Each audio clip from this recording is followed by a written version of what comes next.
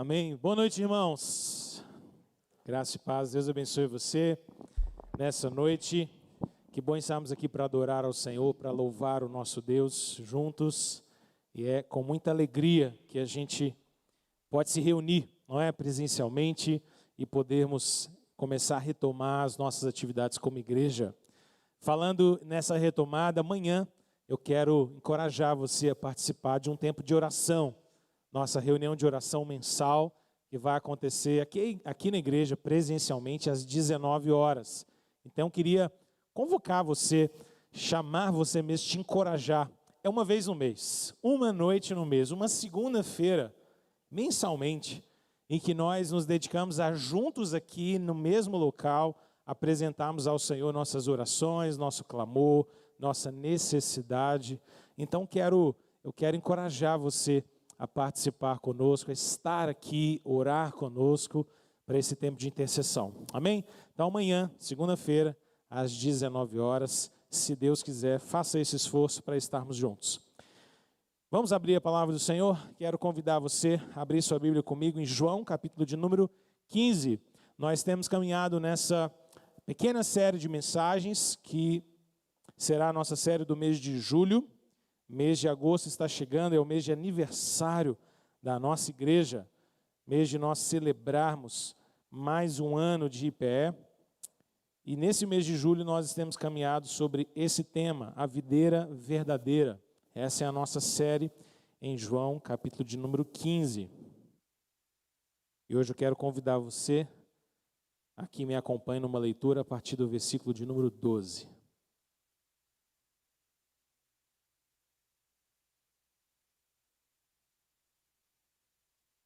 Diz assim a palavra do Senhor, João 15, versículo de número 12. O meu mandamento é este, que vos ameis uns aos outros, assim como eu vos amei. Ninguém tem maior amor do que este, de dar a alguém a própria vida em favor dos seus amigos. Vós sois meus amigos, se fazeis o que eu vos mando. Já não vos chamo servos, porque o servo não sabe o que faz o seu senhor. Mas tenho-vos chamado amigos, porque tudo quanto ouvi de meu Pai vos tenho dado a conhecer. Não fostes vós que me escolhestes a mim, pelo contrário, eu vos escolhi a vós outros, e vos designei, para que vades e deis fruto, e o vosso fruto permaneça, a fim de que tudo quanto pedirdes ao Pai em meu nome, Ele vô-lo conceda. Isso vos mando, que vos ameis uns aos outros. Vamos dizer esse último versículo juntos? Essa é a ordenança do Senhor Jesus para nós. Isto vos mando, que vos ameis uns aos outros. Ficou fraquinho? Vamos fazer a versão mais forte agora. Isto vos mando, que vos ameis uns aos outros. Amém. Vamos orar? Pai querido, fala ao nosso coração nessa noite. Nós viemos aqui, Deus, saímos de nossos lares, dedicamos tempo, recursos para nos encontrarmos neste lugar, para prestar louvor ao Senhor. Mas nós cremos que o Senhor é um Deus vivo e que nós não adoramos apenas uma ideia sobre Deus, mas um Deus verdadeiro, um Deus que se revela, um Deus que se revelou pela palavra que nós temos aberta e lida diante de nós agora.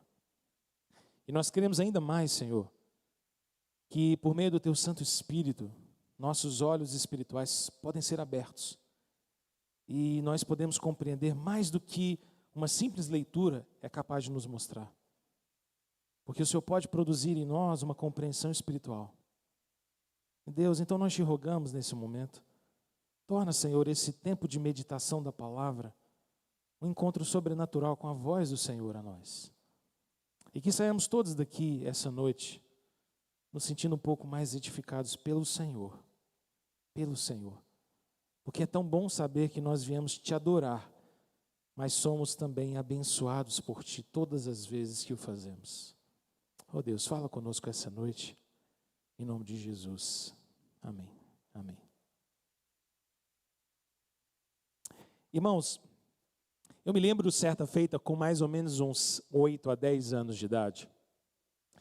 Nós estávamos num encontro de família, sim. Meu pai tinha sido convidado para participar de algum evento da empresa dele, uma multinacional, e teria ali talvez uma espécie de homenagem ou coisa semelhante, e ele precisava ir, ele poderia levar a família nesse dia. Teria alguma cerimônia, e logo após essa cerimônia teria aquele coffee break especial, assim, aquela celebração e tudo mais. E então nós fomos, né? Nos aprontamos todos, roupinha bonitinha. Eu não me lembro detalhes, mas na minha memória vem a ideia de que era em algum desses hotéis grandes aqui da Grande BH, era um saguão bonito, um local bem adequado, bem apropriado, uma festa muito bem preparada, com todos ali muito bem vestidos, e a gente estava ali com toda a família presente. E foi muito interessante porque lá pelas tantas, depois que a cerimônia acabou e o coffee break ficou liberado, nós estávamos ali nos deliciando naqueles quitutes. Eu preciso confessar que eu já sou comilão de longa data, isso não é muita novidade. E eu estava ali me deliciando com aqueles quitutes especiais do coffee break, comendo ali uns biscoitinhos e tudo mais, e me entretendo com aquelas delícias, quando de repente eu olho para o lado, e olho para o outro lado, e percebo que eu não achava meus pais mais. Eu não conseguia achar minha irmã, não conseguia achar meu irmão mais novo, não conseguia achar minha mãe, não conseguia achar meu pai. E ali no auge, talvez, dos meus 8 a 10 anos, eu não sei precisar, meu coração ficou um pouquinho aflito. Eu não sabia o que fazer, então comecei a andar no meio daquela multidão de pessoas, um mundo antes do Covid, em que a gente se aglomerava para valer, sabe? E eu comecei então a tentar procurar meu pai, mas todo mundo estava vestido muito parecido naquele dia. Todos os homens basicamente estavam de roupa social, as mulheres também com vestidos, e eu não conseguia achar. Até que de repente eu vi aquela silhueta bem familiar do meu pai. Então cheguei pertinho e dei a mão para ele e falei, ufa, encontrei meu pai. E fiquei ali tranquilo durante alguns minutos assim, até que talvez por um estranhamento de meu pai não falar nada, eu fui levantando lentamente assim a minha cabeça, e quando cheguei na altura do rosto, eu descobri que eu estava de mãos dadas não com meu pai, mas com outra pessoa qualquer, que eu nunca tinha visto na minha vida. E foi muito engraçado porque o susto foi duplo. Meu com ele de estar abraçado ou de mãos dadas com alguém que eu não fazia a mínima ideia de quem era, e muito possivelmente daquele homem de ter ganhado um filho ali quando ele menos esperava. Ficamos os dois ali assim, opa, que é isso? E saí correndo assim no meio do pessoal, até que lá pelas tantas depois eu encontrei os meus pais e tudo ficou tranquilo. Essa ocasião me lembra de um fato de que muitas das vezes eu e você lidamos com aparências que são enganosas. Não é assim? Nós até temos um ditado popular que diz que as aparências enganam, não é? Porque muitas das vezes aquilo que parece ser alguma coisa, na verdade não é. Você imagina, por exemplo, como eu imaginei, que era meu pai, a silhueta, o jeito do cabelo, de costas era tão parecido com o Serjão, meu pai, mas não era. As aparências enganam às vezes. É bem possível que você já tenha tido experiências na sua vida em que você, de fato, pensava que algo era certo, que você tinha convicção de alguma coisa, mas quando você chegou mais perto, ou quando você examinou com mais calma, ou quando você conversou mais detidamente, você descobriu, nossa, mas não tem nada a ver, eu estava enganado. Eu achava que isso era legal, eu achava que isso era bom, eu achava que era aquela pessoa. Muito possivelmente, em algum momento da sua vida, você já recebeu, por exemplo, telefonemas de pessoas que ligaram para o seu telefone, tendo convicção de que você era alguém, não é? É interessante porque tem gente que se engana e a pessoa não aceita o fato de que ela está enganada, não é? Você fala, amigo, não sou eu. Não, mas tem que ser você.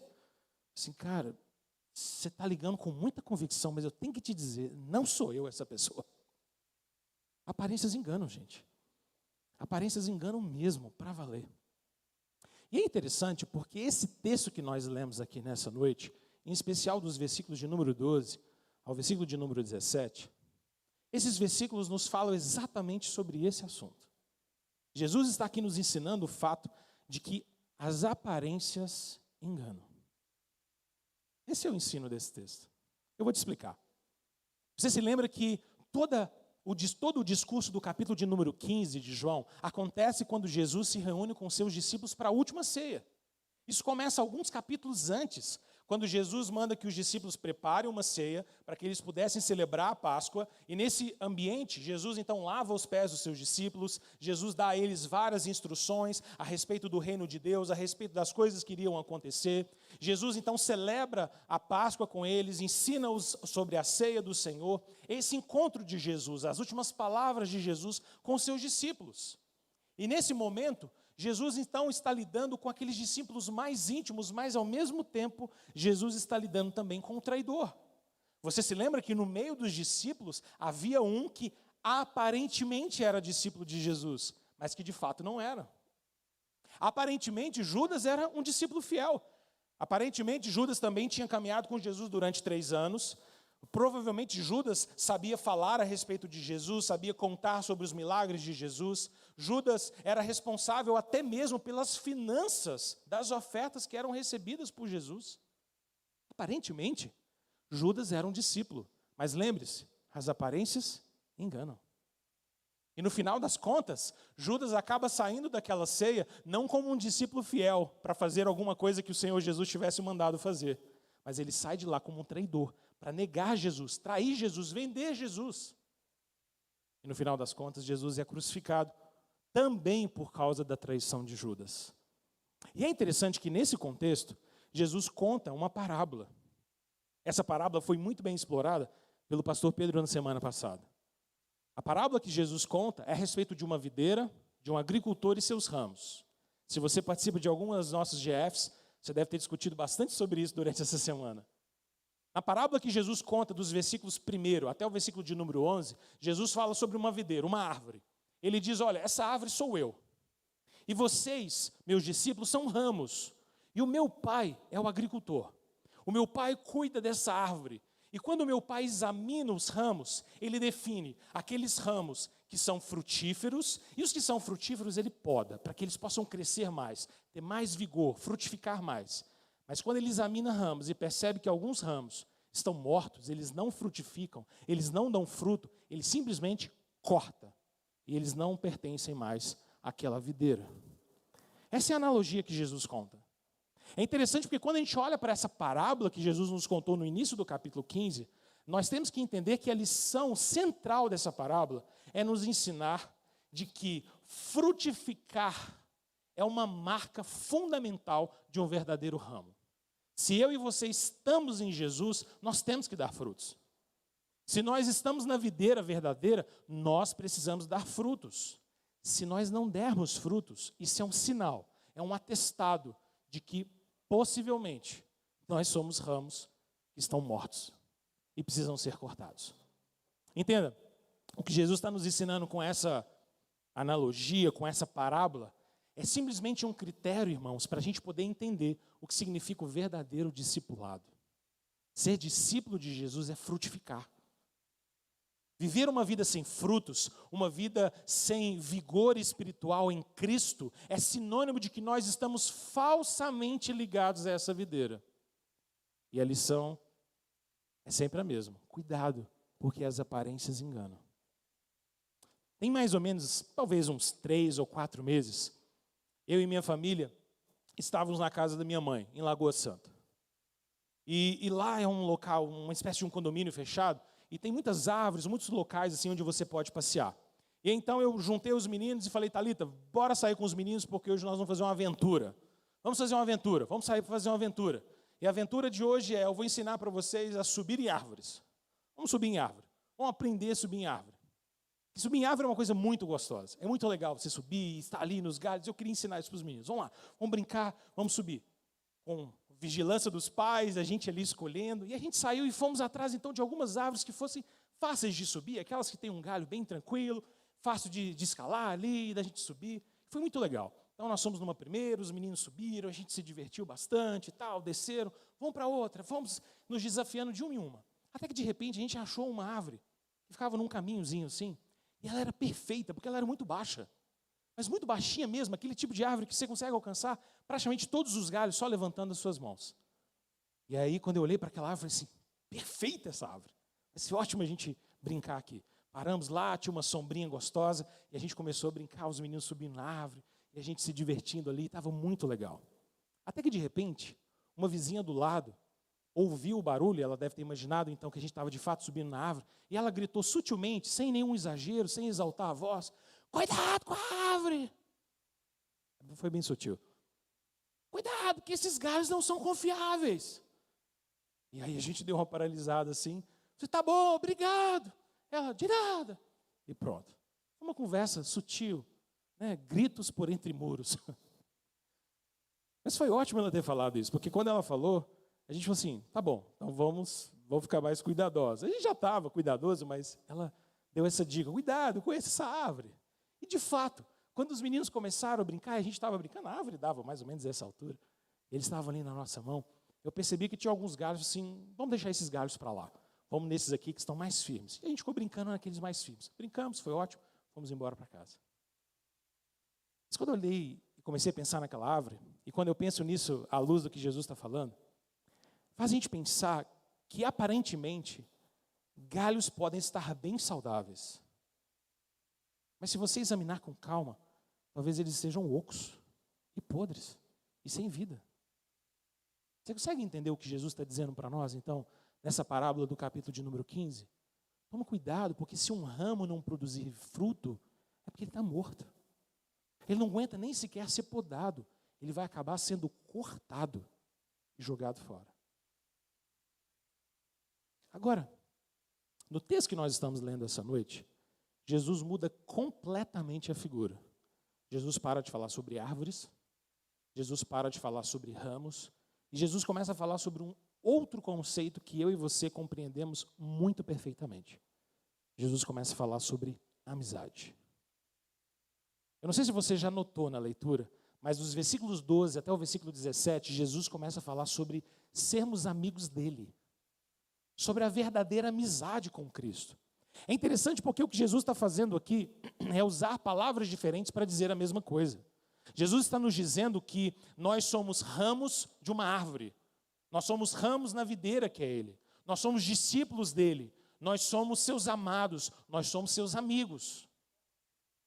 E se há algo muito claro para nós, é que quando nós pensamos em amizade, nós sabemos que amizades também nos enganam. Porque muito possivelmente você tem na sua trajetória de vida pessoas que você consegue pensar aí agora e dizer, fulano, fulano e fulano são realmente meus amigos. Mas é possível também que na sua trajetória de vida você tenha lidado com pessoas que você pensava serem suas amigas ou seus amigos. Mas no decorrer dos anos você descobriu que era apenas um coleguismo, que era apenas uma amizade temporária, digamos assim, ou até mesmo decepções maiores. Nós também nos enganamos com amigos. E Jesus aqui está então nos dando características para a gente perceber que a verdadeira amizade com Ele é marcada por algumas características bem peculiares. Não é simplesmente alguém andar perto de Jesus, não é simplesmente alguém fazer parte de um dito círculo íntimo de Jesus que garantirá que essa pessoa é de fato um discípulo de Jesus. Colocando isso de maneira muito simples, irmãos, o que esse texto está nos ensinando essa noite é reconhecermos quais são as marcas dos verdadeiros discípulos de Jesus, quais são as marcas dos verdadeiros amigos de Jesus, porque as aparências enganam. E eu e você não podemos viver a nossa vida cristã enganados, julgando-nos às vezes tão próximos de Jesus, sem no final das contas sermos de fato. Jesus aqui nos dá pelo menos 4 características da verdadeira amizade com eles, ou com Ele. E eu queria te mostrar cada uma delas. Olha na sua Bíblia agora para os versículos de número 12 e versículos de número 13. Porque nesses 2 primeiros versículos, Jesus nos ensina que a primeira marca de um verdadeiro amigo, de um verdadeiro discípulo, de um verdadeiro servo, de um verdadeiro ramo, é que eu e você possamos amar uns aos outros. Na verdade, ele começa e termina essa sessão dizendo a mesma coisa, você percebeu? É como se ele estivesse abrindo e fechando o texto com a mesma linguagem. Ele começa no versículo de número 12 dizendo, o meu mandamento é esse, que vos ameis uns aos outros, assim como eu vos amei. E ele termina dizendo, isto vos mando, que vos ameis uns aos outros.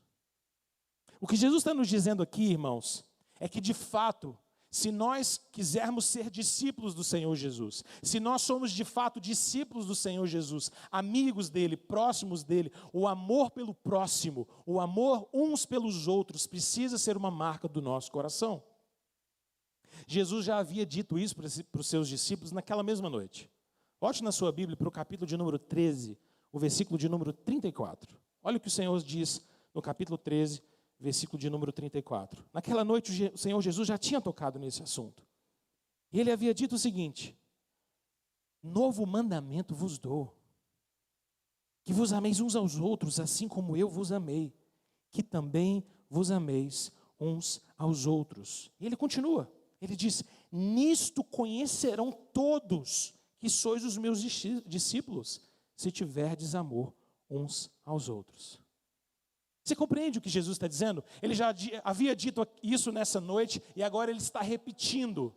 E Jesus está deixando muito claro para nós: olha, tome cuidado, porque o verdadeiro discipulado, o verdadeiro cristão é alguém que precisa exibir em sua própria vida amor pelo próximo.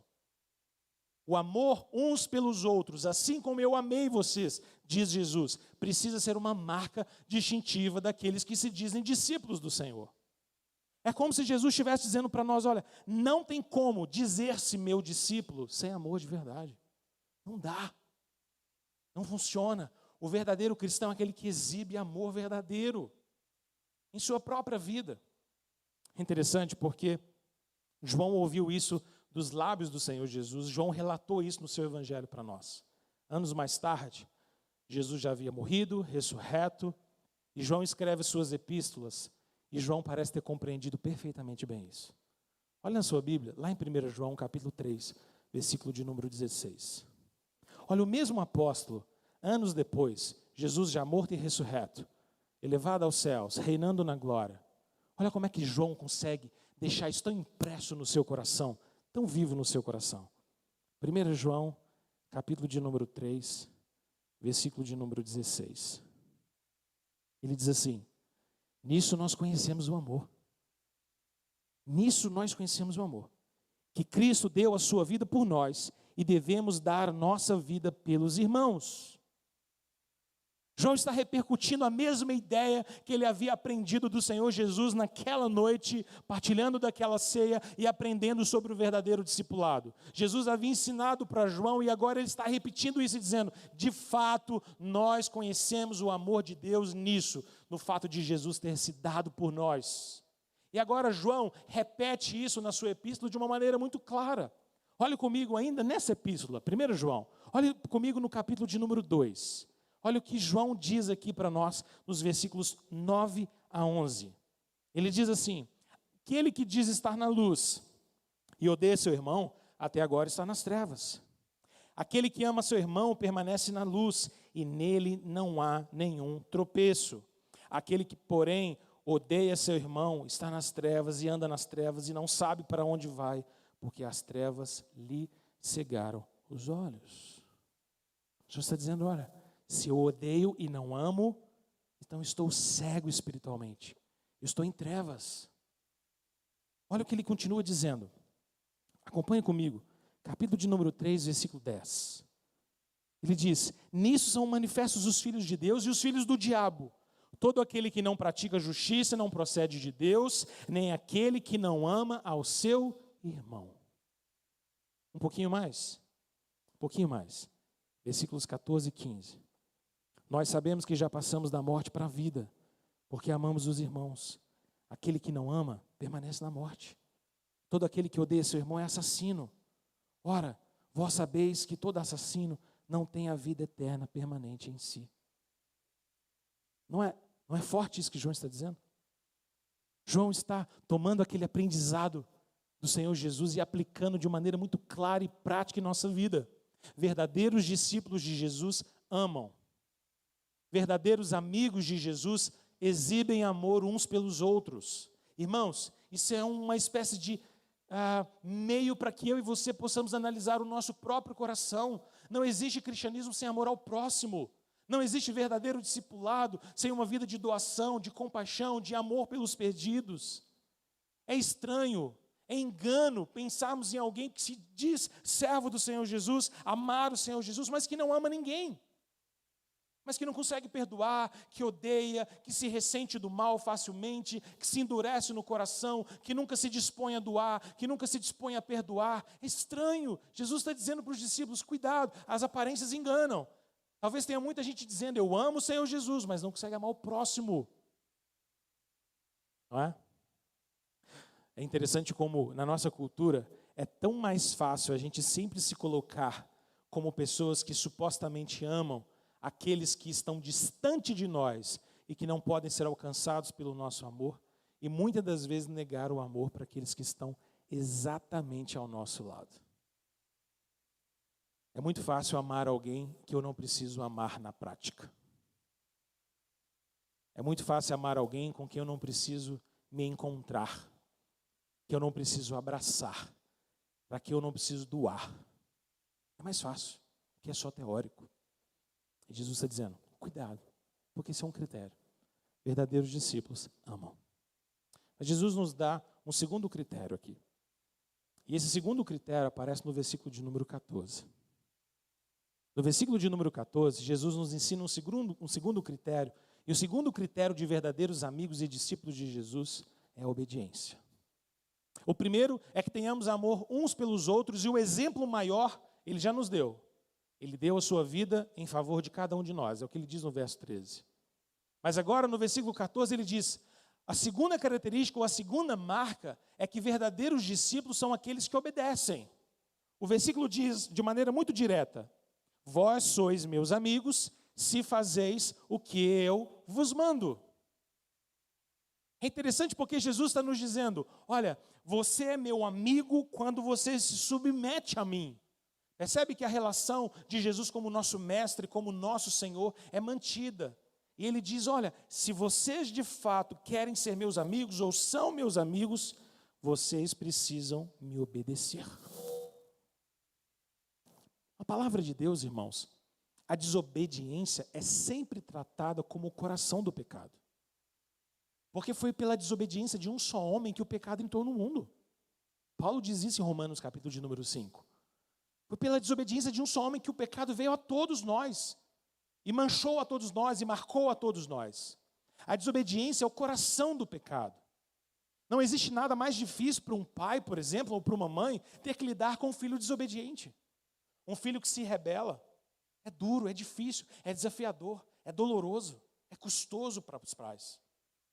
Da mesma forma que é tão agradável quando os nossos filhos se submetem às nossas ordenanças e às nossas prescrições, aquilo que a gente diz, faça isso, não faça aquilo, é tão mais fácil, é tão gostoso, o retorno é tão saudável, o ambiente se torna tão agradável, mas quão desafiador é lidar com os nossos filhos, por exemplo, quando eles se endurecem, quando eles exibem desobediência. Não é à toa que nas Escrituras a desobediência dos filhos com seus pais era tratado como algo terrível, passivo de punições severas às vezes. Porque a desobediência é desagradável. E não é diferente na nossa relação com Deus. O que Jesus está dizendo para nós é, se vocês são os meus amigos, vocês obedecem aquilo que eu vos mando. Vocês são meus amigos à medida que vocês obedecem. É interessante que o Senhor Jesus já havia dito isso também naquela noite. Olhe na sua Bíblia, por exemplo, no capítulo de número 14, versículo 21. Naquela mesma noite, Jesus já havia dito aos seus discípulos, aquele que tem os meus mandamentos e os guarda, esse é o que me ama. O Senhor Jesus já estava trabalhando isso no coração dos discípulos naquela noite. Olha, quem me ama de verdade me obedece. Quem me ama de verdade se submete à minha palavra. Irmãos, a lição para nós parece bem simples.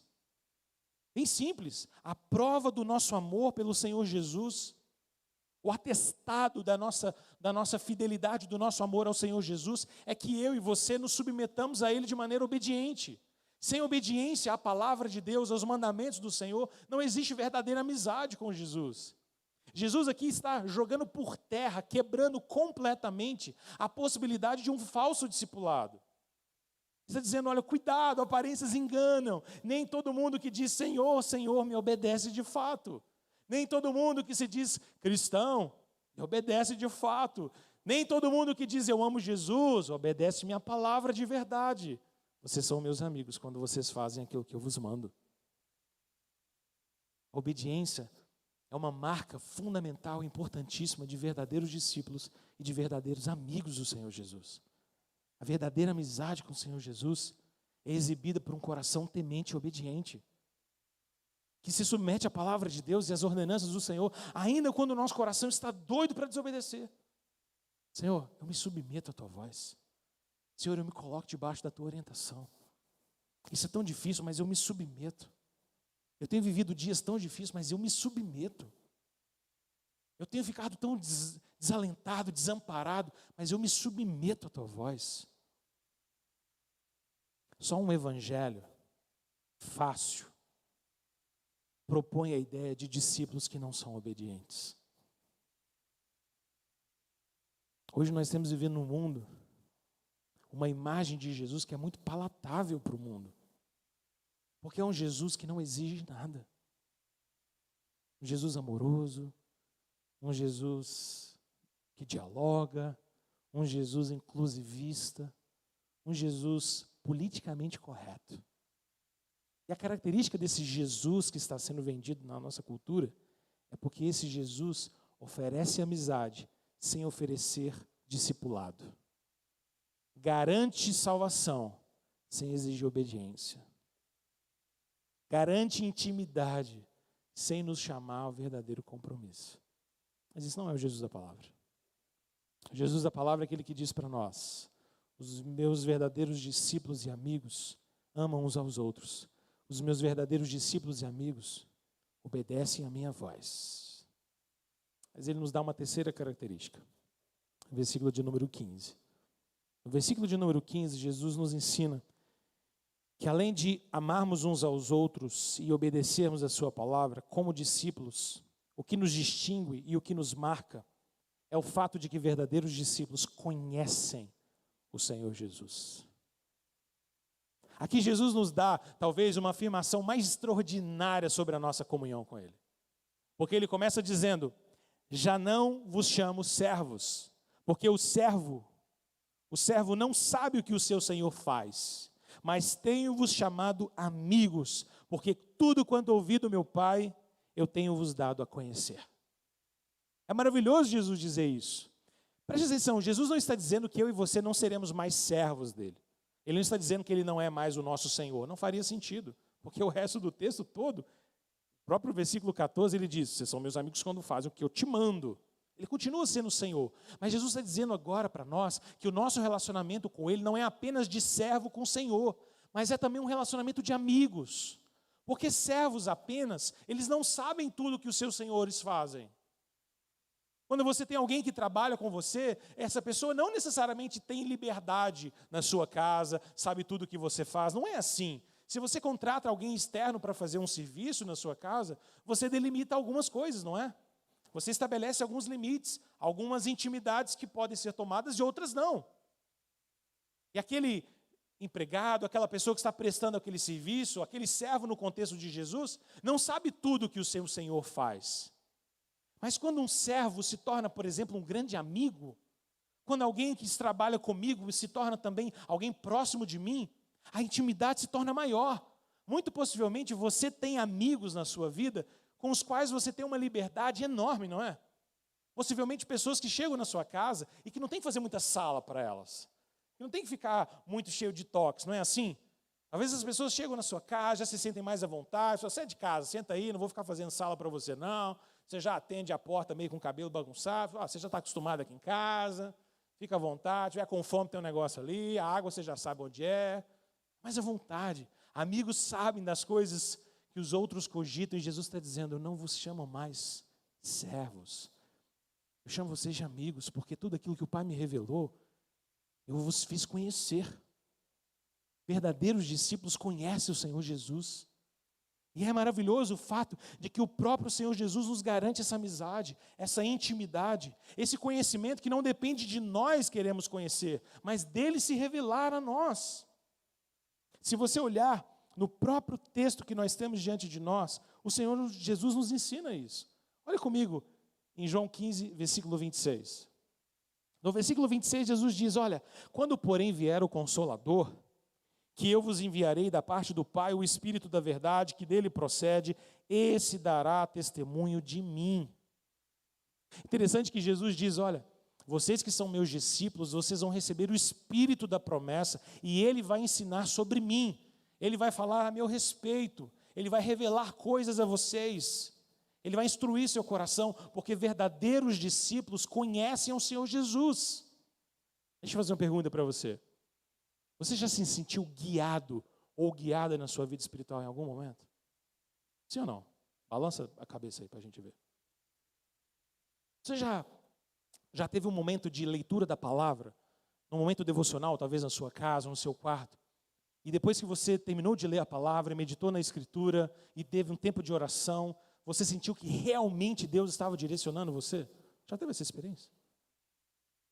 Já teve a experiência, talvez, de participar, por exemplo, de um culto como esse? E no final do culto sair daqui com aquela convicção: Deus falou comigo hoje, através da palavra. Você já teve esse tipo de experiência? Sabe por que esse tipo de experiência é possível? Porque verdadeiros discípulos de Jesus conhecem Jesus. Verdadeiros discípulos ouvem a voz do Senhor. Verdadeiros discípulos são orientados pelo próprio Senhor. Eu já não vos chamo servos, eu vos chamo amigos. Porque amigos sabem daquilo que o seu Senhor pensa. Jesus diz: olha, verdadeiros discípulos amam uns aos outros e exibem amor. Verdadeiros discípulos são obedientes, mas verdadeiros discípulos me conhecem. Me conhecem. Em outro contexto, Jesus já havia dito: eu conheço as minhas ovelhas e elas me conhecem. Elas conhecem até o tom da minha voz. O tom da minha voz. Quando eu era criança, meu pai tinha e tem um assovio característico. E era impressionante, porque quase não importava a distância, nem o local que a gente estivesse. Se a gente ouvisse um assovio mais ou menos assim, ó, nós parávamos instantaneamente. Dava aquela estacada e já começava a procurar meu pai. Meus filhos sofridamente herdaram isso, porque eu aprendi o mesmo assovio e passei para frente essa tradição do assovio do meu pai. E ainda hoje funciona assim lá em casa. E é interessante porque esse assovio é tão característico da minha família, talvez você tenha algo semelhante na sua, que quando alguém na minha casa, seja os meus irmãos, seja agora os meus filhos, se alguém ouve esse assovio, a gente para e já começa a procurar, porque é característico. Quando Jesus fala sobre suas ovelhas, ele não fala exatamente sobre assovio, mas ele fala sobre a sua voz. Ele diz: as minhas ovelhas ouvem a minha voz e a reconhecem. É como aquela ovelhinha que recebe um chamado do pastor e ela sabe que aquele tom de voz significa. Verdadeiros discípulos, irmãos, conhecem o Senhor Jesus de verdade. E em quarto e último lugar, versículo de número 16. Jesus nos diz que não apenas verdadeiros discípulos amam, obedecem e o conhecem, mas agora ele também nos diz que verdadeiros discípulos foram, no final das contas, escolhidos por ele. Versículo de número 16, ele diz: não fostes vós que me escolhestes a mim, pelo contrário, eu vos escolhi a vós outros, e vos designei para que vades e dei fruto, e o vosso fruto permaneça, a fim de que tudo que pedides ao Pai em meu nome, Ele vô-lo conceda. Eu queria que você tentasse entender um pouco essa cena aqui. Imagina os discípulos andando com Jesus por 3 anos. No mínimo 3 anos. E agora eles estão no final da vida de Jesus, 3 anos de caminhada. Mas, irmãos, tenta imaginar-se um pouquinho na pele daqueles discípulos. Alguns deles eram pescadores e abandonaram todo o seu trabalho para seguir Jesus numa caminhada itinerante. Alguns deles eram pessoas envolvidas no comércio ou envolvidas em tarefas diárias e compromissos sociais, como, por exemplo, Mateus. E todos eles foram sendo chamados um após o outro para seguir Jesus. E eles tomaram decisões nesse caminho, não tomaram? Eles abandonaram as redes e foram atrás de Jesus, abandonaram a mesa de cobrança e foram atrás de Jesus, deixaram seus parentes para trás e caminharam com Jesus de cidade em cidade, Cafarnaum, Galiléia, Judéia, Samaria, pregando o evangelho, dormindo em circunstâncias as mais diversas, atravessa um lago, volta do lago para cá, vai para o lado de lá, vai para o lado de cá, come dependendo de recursos de pessoas, recebe ofertas. Todos os dias durante aqueles 3 anos, eles decidiram continuar seguindo Jesus. A gente pode pensar hipoteticamente de que talvez, como seres humanos que eles eram e nós também somos, em alguns momentos o coração deles talvez tenha até se perguntado, será que vale a pena? Nossa, vontade de talvez voltar, será que o pessoal está bem? Será como é que estão as coisas? Largar tudo, seguir Jesus. E talvez no coração de muitos deles ali estivesse muito firme essa ideia de que eles fizeram uma escolha. Nós escolhemos o Senhor Jesus, escolhemos estar aqui agora. Mas então Jesus olha para eles e diz, não foram vocês que me escolheram. Como assim, Senhor? Como assim? Claro que foi. Nós estamos aqui, ó, todo mundo te escolheu. Nós estamos nessa junto. Te escolhemos, estamos aqui, estamos juntos, Senhor. Não foram vocês que me escolheram. Fui eu que escolhi vocês. Uau. É impressionante ouvir isso, pensando em todo o contexto. E sabe por que isso é mais impressionante? Porque quando eu penso na minha vida e quando eu penso na sua vida, essa verdade é a mesma. Porque se nós somos verdadeiros discípulos de Jesus, não fomos nós mesmos que o escolhemos, mas Ele que nos escolheu. Preste atenção. Eu não estou dizendo que você não teve que crer, eu não estou dizendo que não foi você que disse, Senhor, sim, eu quero te seguir. Claro que foi. Você e eu somos responsáveis por todas as nossas ações diante do Senhor. Nós cremos, nós decidimos crer, nós nos aproximamos do Senhor, nós lutamos contra o pecado diariamente. Você toma todas essas decisões e é 100% responsável por cada uma delas. Mas ao mesmo tempo em que você é responsável, esse mesmo Deus nos diz que Ele escolheu a mim e a você antes da fundação do mundo. Efésios capítulo 1, versículo de número 4. Antes de eu e você sequer existirmos, de estarmos nos planos dos nossos pais, Deus já nos conhecia cada um de nós, porque verdadeiros discípulos foram aqueles que foram amados pelo Pai desde toda a eternidade. Eu vos escolhi, não vocês me escolheram. É aquele tipo de momento que a gente pensa assim, mas difícil, né? Pensar que ao mesmo tempo eu escolhi, mas o Senhor que me escolheu. Mas eu queria te mostrar como na verdade isso é tão simples. Porque todos os dias, quando você faz a sua oração um pouco antes de dormir, você está convicto dessas duas verdades. Deixa eu me provar isso para você. Amanhã, quando você acordar bem cedo, você vai ter um dia enorme, cheio de tarefas na sua frente, não é? E você vai começar a viver o seu dia e você vai fazer uma série de coisas. E durante esse dia você vai tomar uma série de decisões, não é isso? Você vai tomar decisões, fazer uma coisa, fazer outra.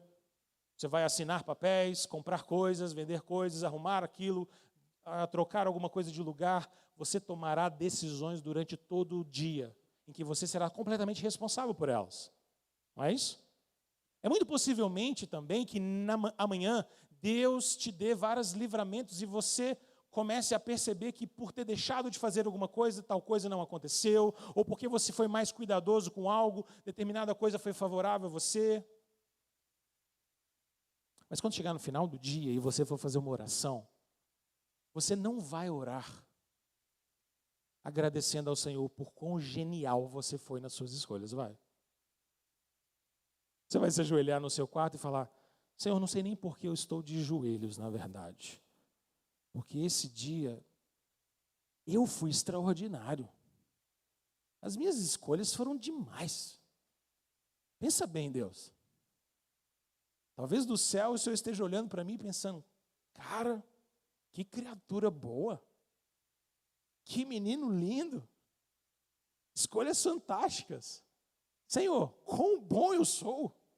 Você ouviu aqueles livramentos que eu me dei? Foram demais. Não, você não vai orar assim. Possivelmente sua oração vai ser assim. Senhor, obrigado porque esse dia o Senhor cuidou de mim. Deus, obrigado porque quando eu precisei fazer aquele telefonema, o Senhor colocou as palavras na minha boca. Deus, obrigado porque aquela reunião que eu estava com a cabeça quente para ela acontecer, o Senhor conduziu e a reunião foi tão tranquila. Oh Deus, obrigado porque aquele entreveirozinho que eu precisava resolver lá na empresa, o Senhor descortinou tudo. Obrigado, Senhor, porque aquela hora o Senhor me deu um livramento. Se eu tivesse atravessado a rua, há 1 minuto atrás, talvez eu tivesse sofrido um acidente. E você vai agradecer palavra após palavra, como se naquele dia ou amanhã você não fizesse nada e Deus tivesse feito tudo. Sabe por que você é capaz de fazer isso? Porque de uma maneira extraordinária, a palavra de Deus nos ensina que Deus é ao mesmo tempo completamente soberano. Embora ao mesmo tempo eu e você sejamos totalmente responsáveis. E você sabe que à medida que você vai vivendo e tomando as suas decisões, Deus sempre está cuidando de você. Jesus agora olha para aqueles discípulos e diz: não foram vocês que me escolheram, eu escolhi vocês. Eu escolhi vocês. E Ele nos escolheu com um propósito. Eu escolhi para que vocês possam ir e dar fruto, e o vosso fruto permaneça. E a ordenança que Jesus deu para os discípulos, Mateus 28, ide por todo o mundo e pregai o Evangelho, é a mesma que Ele nos dá hoje também. Ele nos escolheu, Ele nos deu uma vocação. Ele nos disse: vá, pregue, anuncie, dê fruto, frutifique, sejam ramos frutíferos. Ele nos deu um propósito, nos deu um sentido na vida. Verdadeiros discípulos são aqueles dirigidos e direcionados pelo próprio Senhor Jesus.